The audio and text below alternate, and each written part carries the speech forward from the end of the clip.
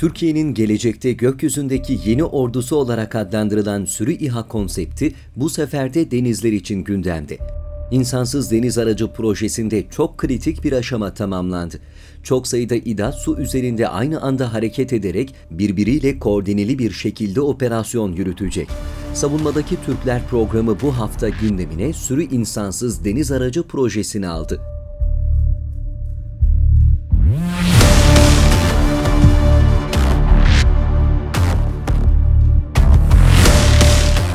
Türkiye, savunma sanayinde hamle üstüne hamle yapmaya devam ediyor.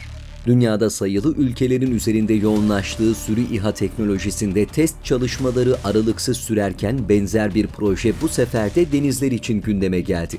Savunma Sanayi Başkanlığı ile Aselsan arasında imzalanan sözleşme kapsamında yürütülen sürü insansız deniz aracı projesinde ilk aşama tamamlandı. Proje kapsamında Aselsan ve alt yüklenicileri tarafından yeni nesil yüksek manevra, denizcilik ve duruş kabiliyeti Albatros S İHA ve sürü mimarisi geliştirildi. Yaklaşık 7 metre boyundaki Albatros insansız deniz aracı, 40 knot üzerinde hıza, 200 deniz mili üzerinde seyir menziline ve önemli miktarda faydalı yük kapasitesine sahip bulunuyor. Projeye yönelik çalışmalarda deniz ortamı için taktik örgütsel haberleşme yeteneği de oluşturuldu. İlk aşama çalışmaları tamamlanan sürü İHA'da farklı görev ve formasyonların deneneceği ikinci aşama faaliyetleri ise devam ediyor. Sürü İHA yerli ve milli özgün haberleşme sistemi, kontrol sistemi, çoklu haberleşme sistem mimarisi, GNSS ve haberleşme olmayan ortamda göreve devam edebilme gibi kabiliyetlerle çeşitli zorluk ve engellemelere karşı güvenle görevini sürdürebilecek. İHA'lar sürü halinde otonom seyir, otonom formasyon değişimi, engelli ortamda otonom seyir ve otonom görev icrası gibi özellikleriyle Mavi Vatan'ın korunması ve kıyı emniyetinde önemli operasyonel kabiliyetler de sunacak. Öte yandan Türkiye'nin ilk silahlı insansız deniz aracı geçtiğimiz aylarda tanıtılmıştı. Ares Tersanesi ve Meteksan Savunma tarafından geliştirilen ULAK serisinin ilk ürünü silahlı insansız deniz aracı suyla buluşup atış testlerine de başladı.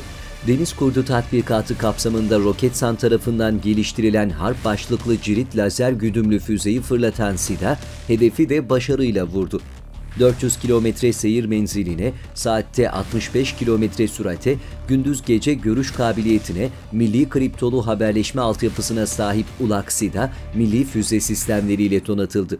Araçta farklı operasyonel harekat ihtiyaçlarına cevap verebilecek şekilde füze sistemlerinin yanı sıra elektronik harp, karıştırma gibi farklı tiplerde faydalı yükler ve farklı haberleşme ve istihbarat sistemleri de yer alıyor. Bununla birlikte kendisiyle eş veya farklı yapıya sahip diğer SİHA'larla operasyon yapabilecek araç, insansız ve insanlı hava araçlarıyla müşterek harekat gerçekleştirebilecek. SİHA sadece uzaktan kontrol edilen bir insansız deniz aracı olmanın haricinde yapay zeka ve otonom davranış özellikleriyle üstün ve çağın ilerisinde yeteneklerle de donatılacak. SİHA'lar denizlerde keşif, gözetleme ve istihbarat, su üstü harbi, asimetrik harp, silahlı eskort ve kuvvet koruma, stratejik tesis güvenliği gibi görevlerin icrasını gerçekleştirecek. İnsansız deniz araçlarıyla başta Adalar Denizi olmak üzere Mavi Vatan'ın her karışında stratejik üstünlük de sağlanacak.